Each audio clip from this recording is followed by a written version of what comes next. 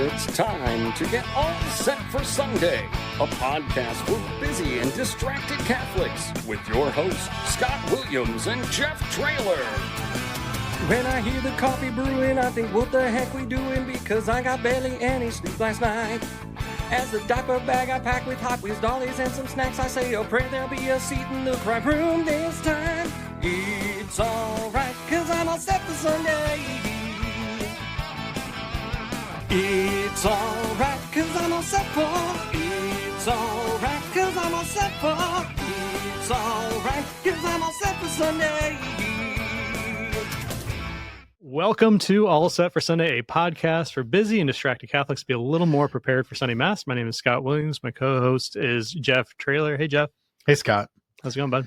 Good. I didn't realize we were already recording, but we just finished our first podcast, Blimp Talk. Yeah. And now we're right into this.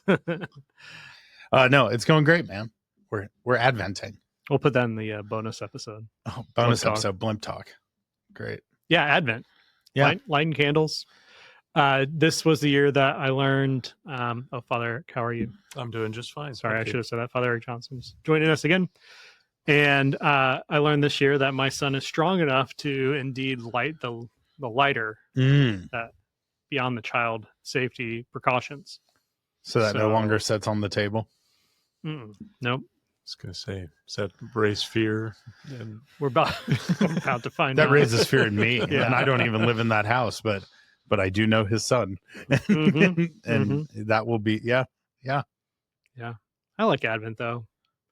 I don't know, Are you feeling adventurous a little bit. enough to Love me some O come, Emmanuel. I can get down with that. Yeah.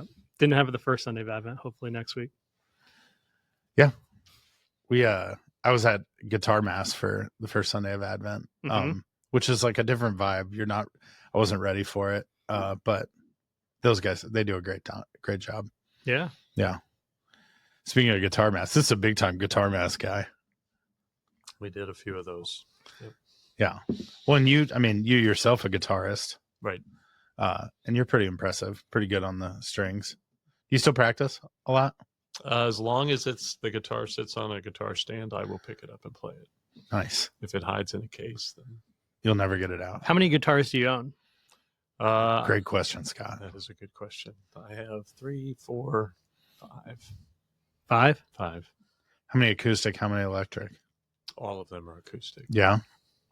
Yeah, I've sold my electric guitars, so I don't have those. Do you have any of the super, the like 12 string ones? The No super 12 string. I got 2. I got 2 dreadnought size, large size guitars. One that's a double O, so a small bodied guitar. Oh. A classical yes. A classical guitar and then a small bodied classical as well. What's your go-to? Like, which one do you pick up the most? I don't know anything about the different things you One just of said. the larger ones is the nicer one that I have. So that's the one I play the most. That was a gift when I left my last parish. Or Okay. the parish before last, really. I want to have a guitar off between you and Father Christian Rab.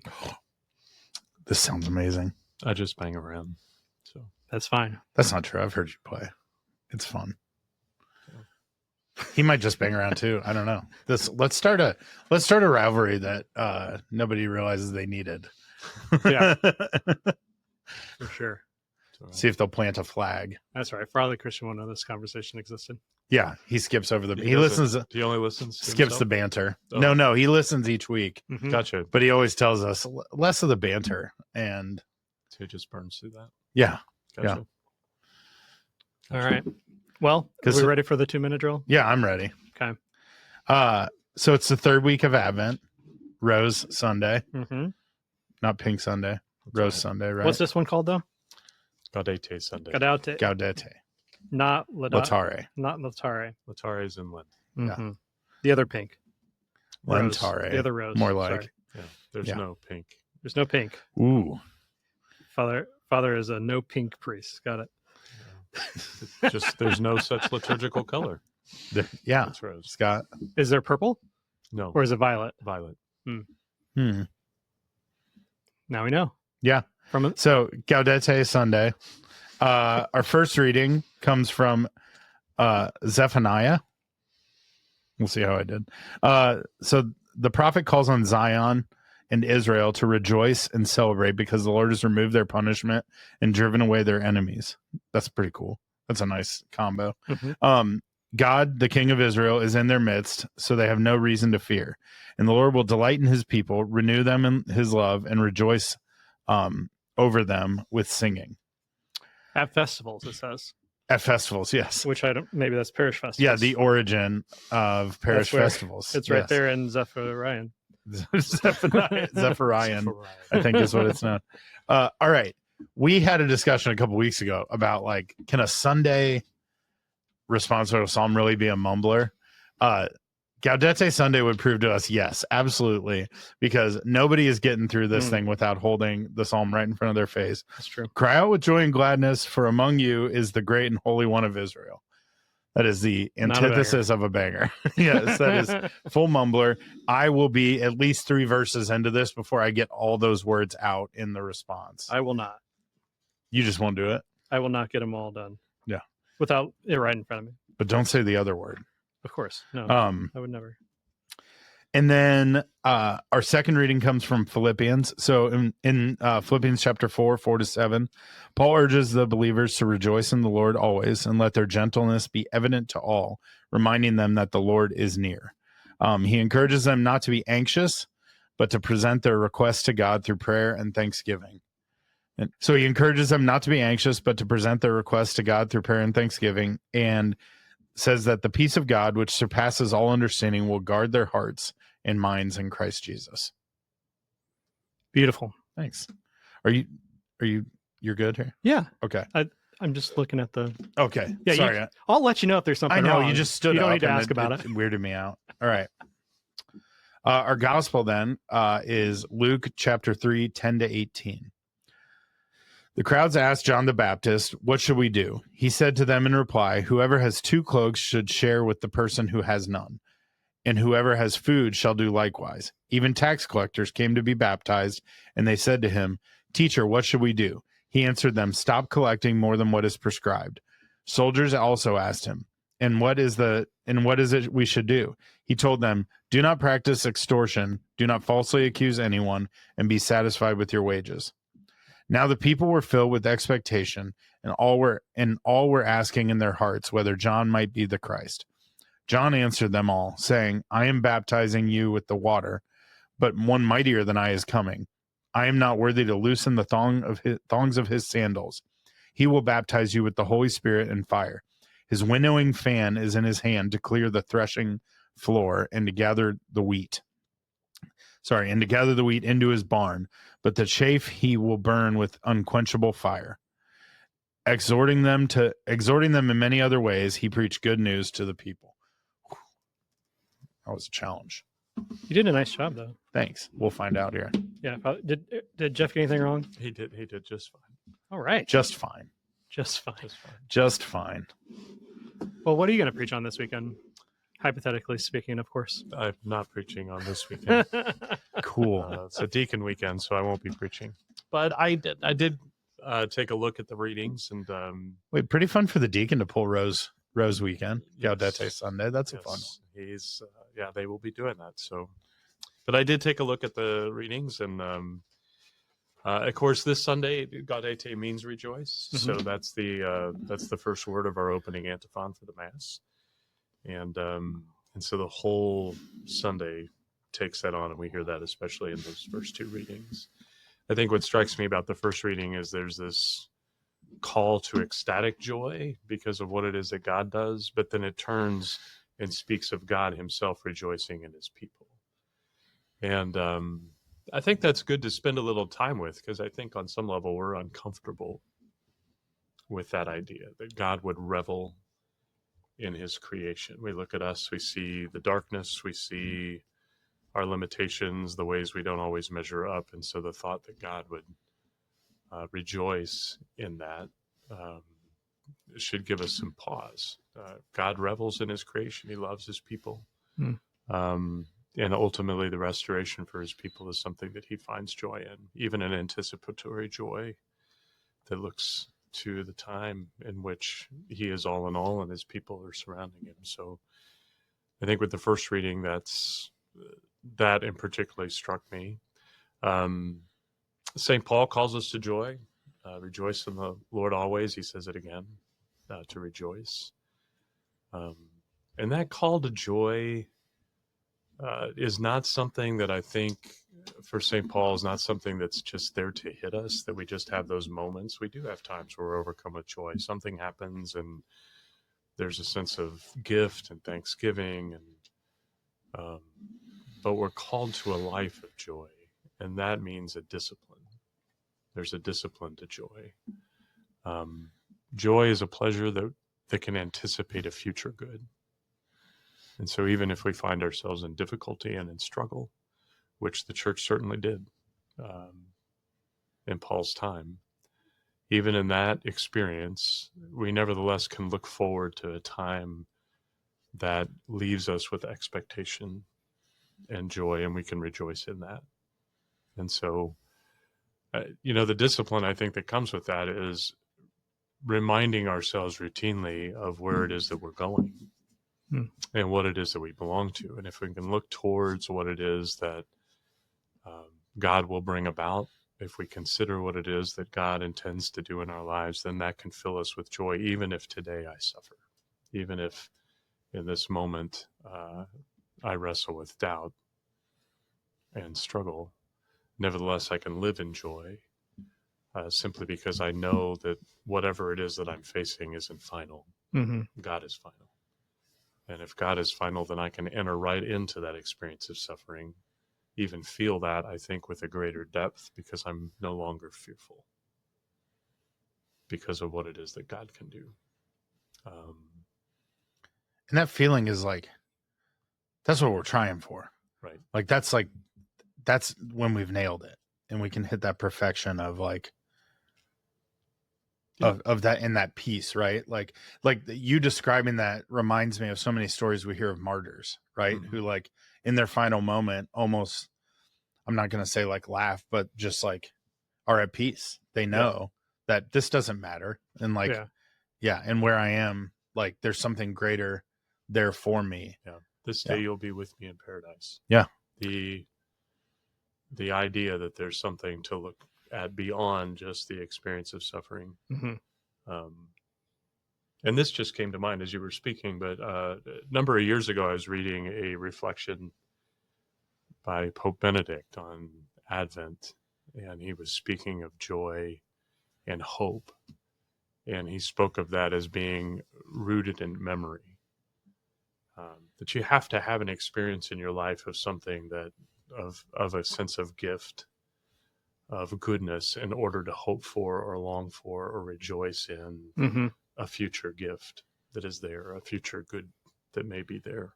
And so memory becomes important to the experience of hope and the experience of joy. And of course, St. Paul also says that we're called to rejoice, and we're called to do that through prayer and thanksgiving, of remembering the goodness and the gift that has already come to us, and a goodness of gift that then roots us in that experience of joy and longing for what it is that is coming in a season of joyful expectation. There's this guy that I go to, we go to the same gym. He goes to a different time most of the time, but the times I've encountered him, he's just been in this, just one of the most joyful people I've ever seen in my life. Just always has a smile on his face, never has met a stranger. But I found out that he was also waiting on a kidney transplant, and he got that, and it's this is happening. But I also wonder how much, people that know that this might be their time is coming or something like that attitude changes. I remember my wife used to work as a hospice nurse, and she would say that towards the end of someone's earthly journey, that they oftentimes come back to this childlike faith as with the innocence of a child, and just even in the midst of pain, suffering, and dying, they are experiencing this joy because they're so close to the beatific vision. And I think that there's something that we can draw from that we should be able to try to strive for that each and every day, not just in moments of Right. uncertainty. Yeah. There is something greater than what we have here. Mm-hmm. The more we become convinced of that. And that doesn't mean, it's not that we don't have good in front of us. There's many blessings that we live in and encounter here. Mm-hmm.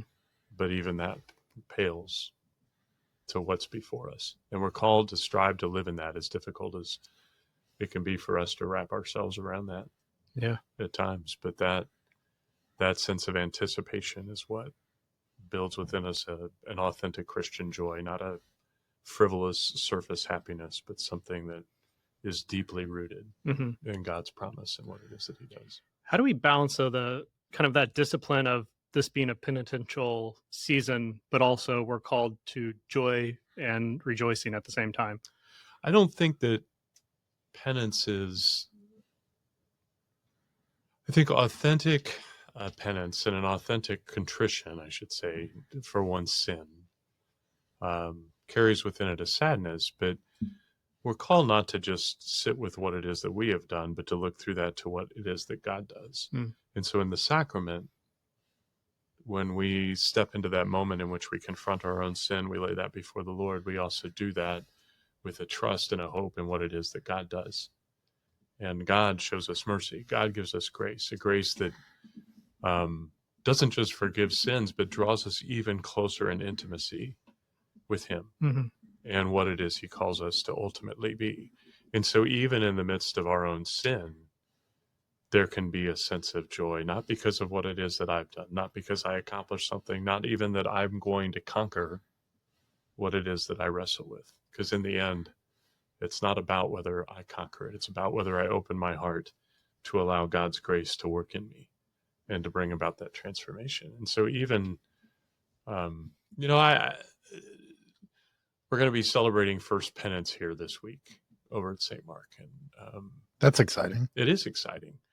Like for second graders? Second graders. And, what I've come to know over the years I've been ordained is second graders absolutely know what sin is and what right and wrong is. They've come to a place where they understand that. But they haven't come to a place where they have been rejected enough that they are filled by and large with fear. And so it's not uncommon for me to have people come in second grade and they're excited about this moment. And yet you stop and think about that. It's like, well, they're excited to sit down with somebody and just pour out what they've done wrong.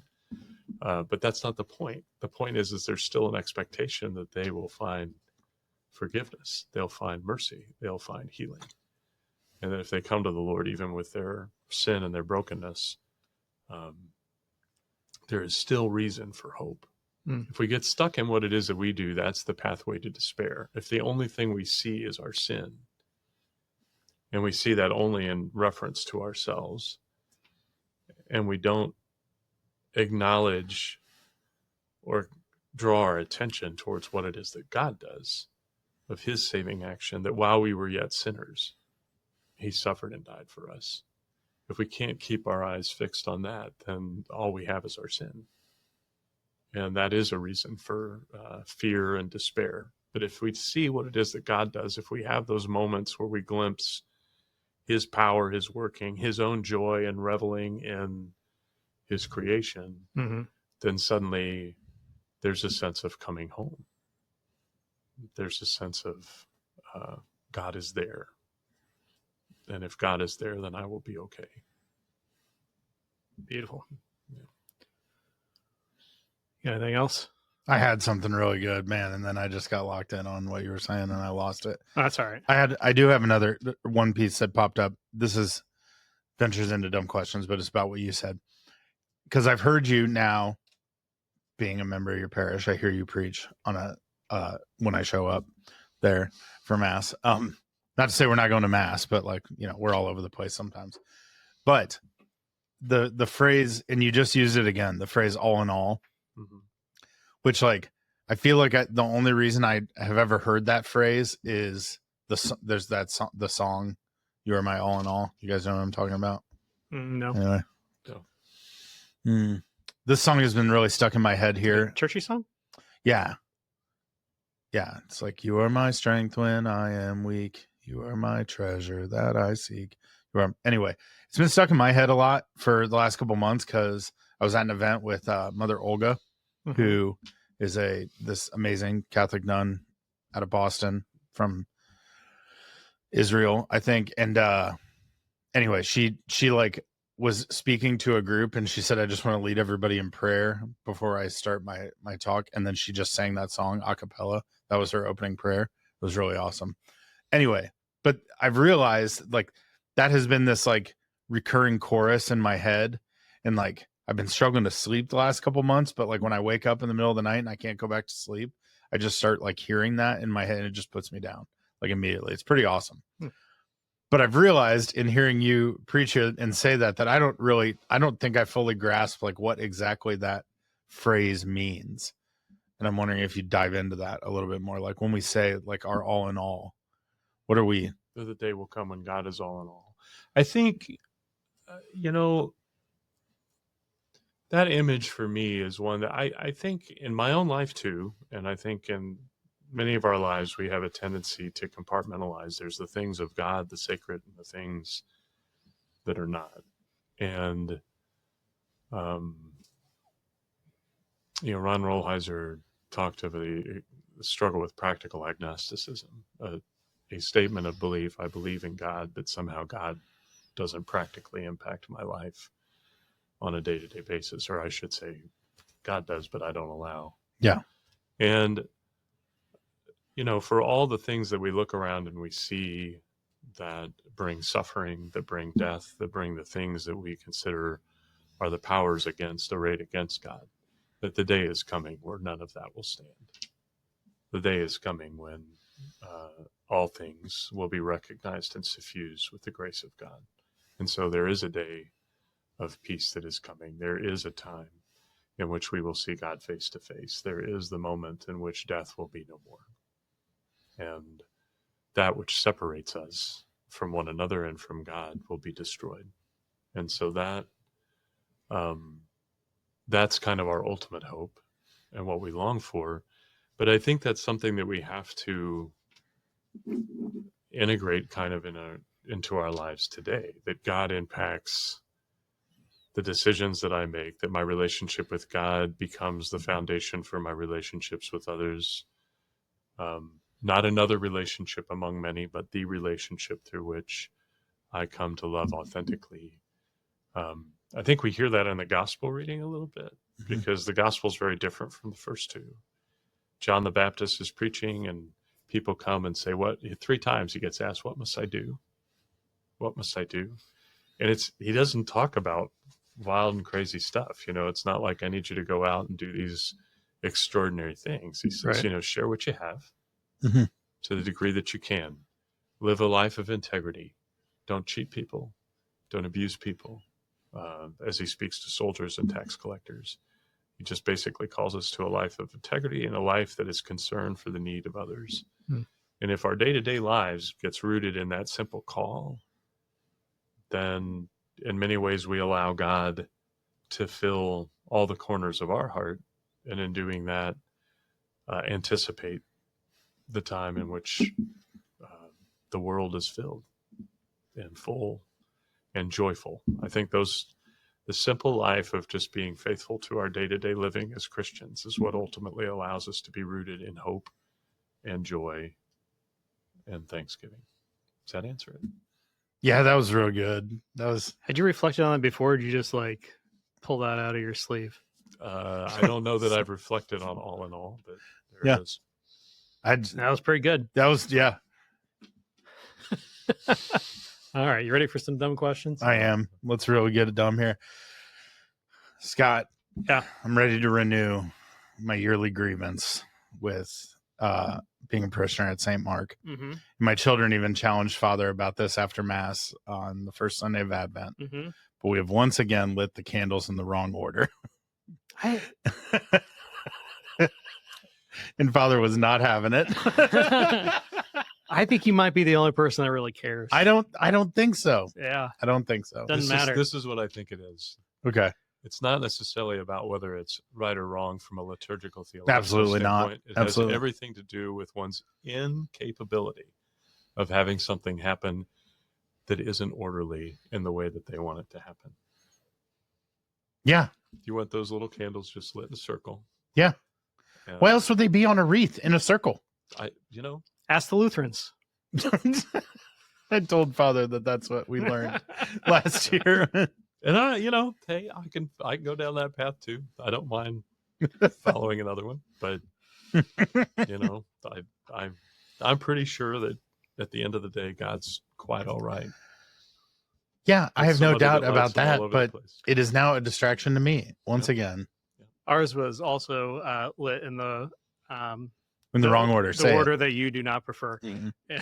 But I do believe that I want the restored order The of restored candle order. lighting. That's what I want. but I'm pretty sure there's a tradition in our parish, I believe, that like different families will light the candles.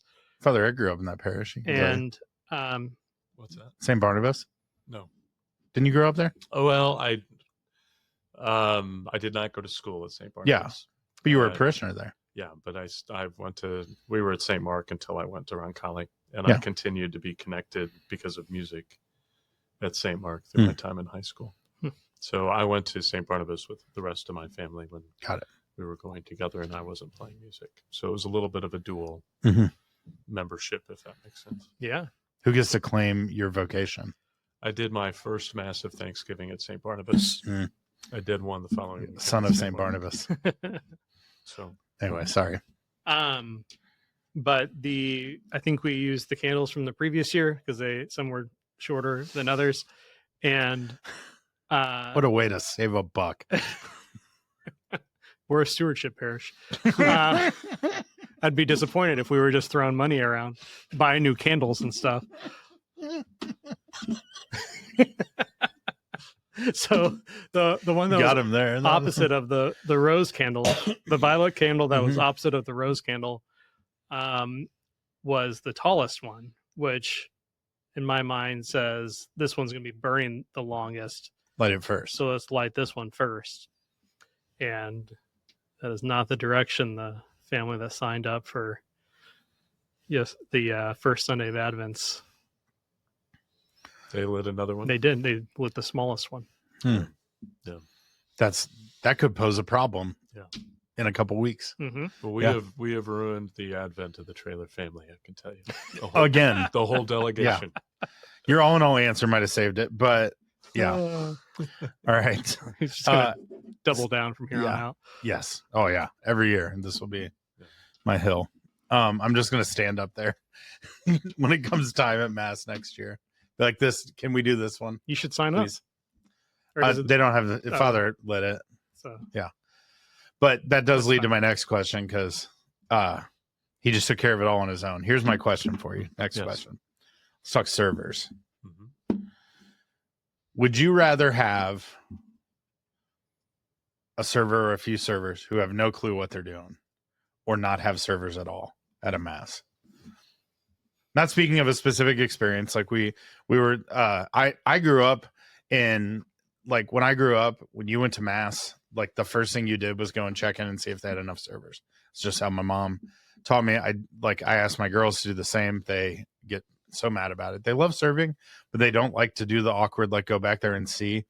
But then we got to Mass a couple weekends ago here, the weekend of the candle lighting incident we were just talking about, and there was only one server, so I sent Charlotte to. She went and got ready and went up there to help serve. But God bless her. There was another younger girl serving with her who I don't think has a ton of experience serving, but for sure had not been a lead server.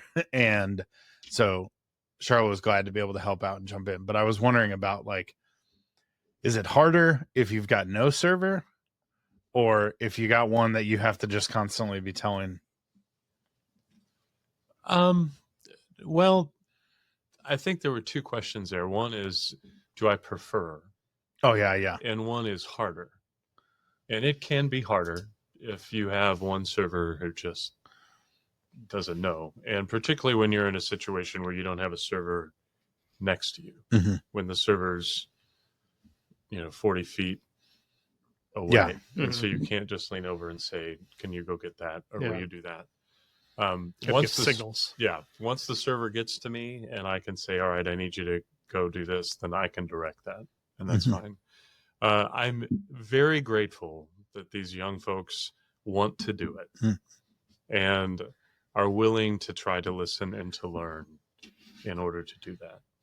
And even step into things that they're uncomfortable with, including the stuff that our lead servers have to do, which is ring the bells and bring the book up to me and things along those lines. And so do I prefer it the other way? I don't know that I'd say I'd prefer it to be without servers. If we were in a place where I was in a church full of a bunch of people that did not want to serve at all, and then, I think that I'd feel there'd be a sadness around that. The desire to be close to the altar, to serve in that way, I think is something that I'd want to encourage, even if the server's not going to be perfect. Besides, where do you get all the stories if everybody's That's true. perfect on that? It's the best. So but sometimes there can be a challenge to it, particularly if the liturgy is complicated and not the normal thing there, but I'd still rather have the server. All right.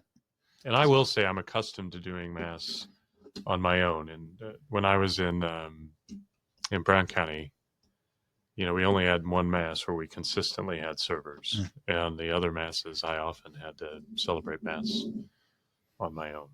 So when I didn't have a deacon, so that I'm perfectly comfortable doing that as well. I also think, and I didn't realize this until like traveling and going other places in the U.S., but like there's nothing that says a server has to be a child either. No. So like maybe we should just. Why don't you go back and check and see if they've got people next time? I will. I don't think they got an album that'll fit me, but I did run into that one time at St. Agnes, actually, serving a Mass for Father Jerry Bird. He's like, "Oh, you really squeezed in there." That was really nice of him. But anyway, what a nice, yeah, that's very nice. Yeah, what a gift he is to us. All right. I'm going to ask one of these next two questions. You can choose one or two. Okay. You just have to choose one or two. Two. All right. This will be a good one for you. This past weekend, I had two former students who were married. They actually got married at St. Mark. Father Tim presiding, I think. And I was just, it like brought this like this just overwhelming joy to me to see, like, even as a teacher, seeing my students celebrate the sacraments, like former students, especially marriage, or when I see people getting their children baptized and things like that, it just fills me with joy. And I was really struck. So I saw the couple at Mass on Sunday and sent them a text and just said, "Hey, saw that you just got married. I think this is amazing." They had to run it. They ran out right at the end of Mass, but and they'd just been married 2 days before. I totally understand. They were exhausted, I'm sure, but I just thought it was this amazing thing. And I was so struck by her response, because she responded and said, "Thank you so much. Like, we really appreciate you saying this. It was an unbelievable experience, and we're really hoping that it motivates more of our friends to be married in the church," which I just was like so struck by and thought about. So, but it just made me ask this question. What is a thing in this world that we live in? What is the thing? Like, what can we be saying to young people who are getting engaged to encourage, like, other than our own experiences? What can we, what are those things in your experience? You've I'm sure presided over many, many, many weddings. What can we be telling young people, like, why this matters more than the fun location or the cool venue or whatever? I think it's easy, I think, sometimes just to chalk that up to secularism and just say, well, there's a question of belief. But I do think even within Catholic circles, it can be easy for us to look at marriage as something that my spouse and I, almost against the world, like, it becomes something that is inward looking. And, the church understands marriage as an office, as a role that is more expansive than just the couple themselves, that the couple is sacrament, is an image of Christ's love for his church. And so they're not just about their relationship. It's definitely not just about what I get from this relationship. But it also is about a witness to the larger community. And I also think that when we think of marriage vocationally in terms of something I'm called to, not something I get or not something I want for me, but when we see a mission in that, then the importance of community and the importance of God in that starts to make more sense.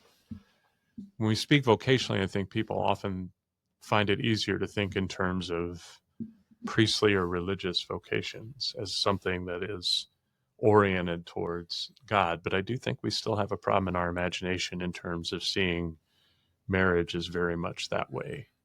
If we think of marriage about the sacrifice I need to give to get my spouse to heaven, to witness to my children so that they get to heaven, if we see it being about bringing about the good of the other or striving to bring about the good of the other with the grace of God, then suddenly there's a reason and a need for the church's prayer, for the support and prayers of others, for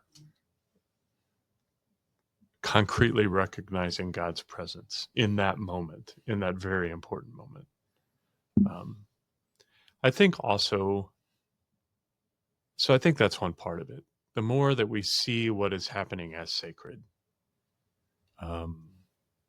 and as having a purpose that's beyond just the human and does capture something of the divine, then there's a reason. Funerals do that, even when we're not practicing a whole lot, when we have, families come to a church because they're trying to grab onto something at that moment of loss and that moment of grief and struggle. If we can see that there's something that we're trying to grab onto sacramentally in marriage, then I think that gives a reason for doing that in a manner that invokes the sacred and invokes the Lord's blessing. The other thing is I think, if we're honest about marriage, and I think this is one of the beautiful things about that, and in any kind of vocation, where I was over 22 years ago when I laid down on the floor and I put my hands in the Archbishop's hands and he laid his hands on mine, I had no idea what was coming next. Yeah. No idea. And I feel I was in a space where I was prepared to make the commitment that I made, but I didn't know what the next day was going to bring. And I didn't know the roles that I'd end up having. There were a lot of ideas that I think I had about priesthood that I had to die to because it wasn't like that and had to let go of. At the same time, with that invitation was kind of a deeper appreciation of what was going on there than maybe the original ideas that I have. The same, you guys can comment on that. The same is very much true with marriage. When you stand up in front of God, the church's minister, and everybody else, you really don't know what the next day is going to bring. And there should be something that is humbling in that, that says, I need help. Yeah. To sustain this, that this commitment is not just about willpower, that this commitment is really about grace, of God being all in all, of God's grace. Wrapped it up. There. And so I think maybe that's it. I don't know. That's my initial response there. I think we can rail against the secularism of our culture, and that's certainly growing. That's there. But people that otherwise claim belief oftentimes are in a place where I just want to do this at the hotel I'm having my reception at. It's just easier. Or I want to go to this particular place that is special to me and this person. Yeah. But isn't something that embraces what the church does and that fundamental sense of a religious call within the vows that a husband and wife make for one another. And I think the more that we're aware of that, the more that draws us into, I want the ritual of the church, Yeah. and the prayers of the church to call down the Holy Spirit on our lives together. Yeah. I like that idea of like, we're not going to be able to do it on our own. Right. We're going to need this community Right. who we brought here with us to pray for us and to support us. But most of all, we're going to need God's presence in this sacrament. Right. So, Yeah.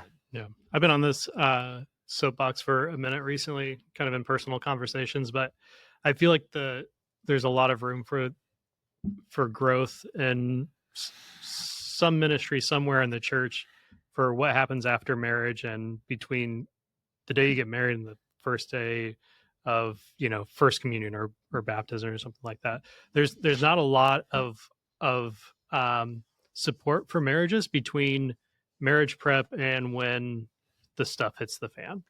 And I don't know, there's something there. mm-hmm. I don't know what it is, but I agree. I mean, I having something that supports you in that. So like I get together with a group of priests a few times a year, simply to stay rooted. Yep. In my identity as a priest, in the sense of what I'm called to in gratitude for accountability. But even among clergy or religious, or there can be a sense that once you get to the end of it, you've graduated. Mm-hmm. Yeah. And you haven't. You've just begun. Yeah. Life can be hard. And the beauty of it, right, in no matter what vocation it is, because all vocations are an act of loving. But the beauty of it is that living that in the midst of what life is how we learn. We learn how to love. We learn what love looks like. Not on the front end of it, but as we live it. Yeah. And say, how do I walk this path this day in a manner that still loves the person that I'm called to love? And, all in all, I thought that was a pretty good podcast. You've been holding on to that one for a minute. That's great. Well, Father, thank you so Father. much for Always coming back Yep. on the show. Thanks for having me. We'll see you for the 4th Sunday of Advent. Bye.